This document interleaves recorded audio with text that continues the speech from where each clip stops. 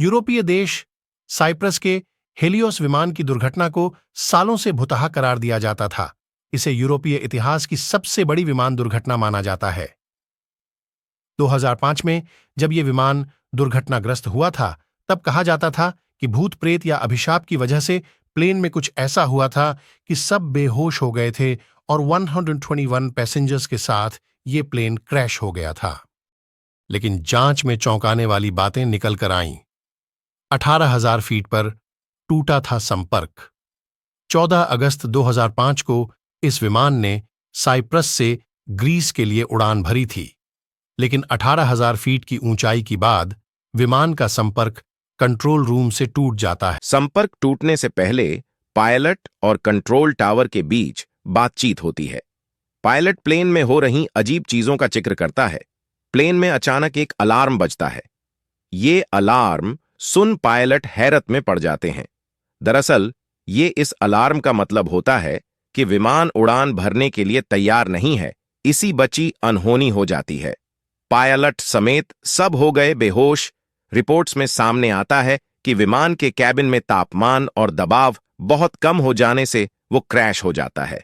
इसमें पूरे 121 लोगों की मौत हो जाती है।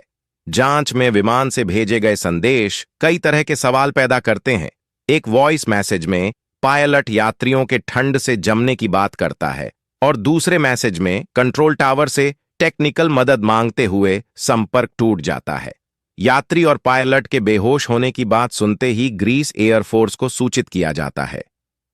एयर ट्रैफिक कंट्रोल को यह डर रहता है कि कहीं ये कोई आतंकी घटना तो नहीं।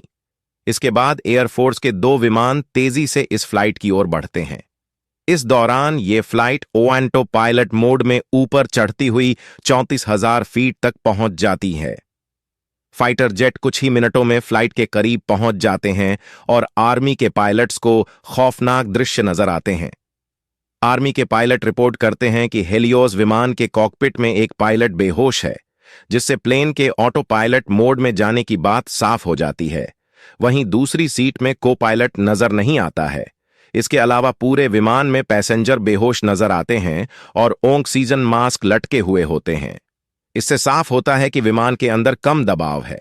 कॉकपिट में नजर आता है कोई शख्स प्लेन के बाईं और मौजूद दूसरे फाइटर प्लेन का पायलट हेलियोस के कॉकपिट में किसी को देखता है। माना जाता है कि यह कोई फ्लाइट अटेंडेंट था। तत्काल इसकी सूचना कंट्रोल रूम को दी जाती है। एयर ट्रैफिक कंट्रोल लगातार हेलियोस से संपर्क करता है, पर कोई जवाब नहीं आता। तभी प्लेन के बाएं इंजन में ईंधन खत्म होने से वो बंद हो जाता है। प्लेन नीचे की ओर जाने लगता है। करीब 10 मिनट बाद दूसरा इंजन भी बंद हो जाता है। एयरफोर्स संभावित दुर्घटना क्षेत्र ग्राउंड पर सूचना दे देती है। दोपहर 12:04 पर विमान एथेंस से 40 किलोमीटर दूर एक पहाड़ी इलाके में दुर्घटनाग्रस्त हो जाता है, जिसमें क्रू समेत सभी 121 लोगों की मौत हो जाती है। अखबार में लोगों के बेहोश होने की बातें भी छपती हैं, जिसे लोग भूत प्रेत से जोड़कर देखने लगते हैं, पर यह सच नहीं है। इस वजह से हुई थी दुर्घटना। सालों बाद जांच में चौंकाने वाली बातें सामने आईं।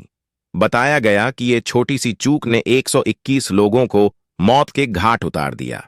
दरअसल ये चूक थी विमान के एयर कंडीशनर और प्रेशर कंट्रोल सिस्टम की। एक दिन पहले इसमें खराबी सामने आई थी। और ऐसे ही मजेदार स्टोरी सुनने के लिए चैनल को लाइक, शेयर और सब्सक्राइब करो और मिलते हैं दूसरे वीडियो पे।